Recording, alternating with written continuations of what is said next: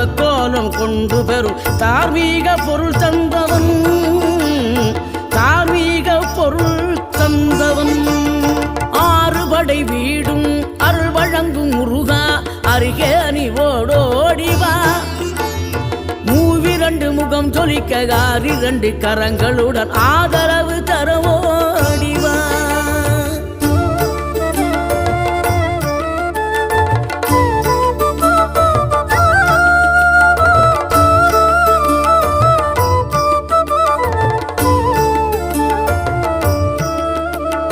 சினம் கொண்ட என் மனதை இனம் கண்டு அருள் செய்து வளமாக வைத்த முருகன், நீ பசு தேடும் கன்றனவே பசியோடு வந்த என்னை பறிவோடு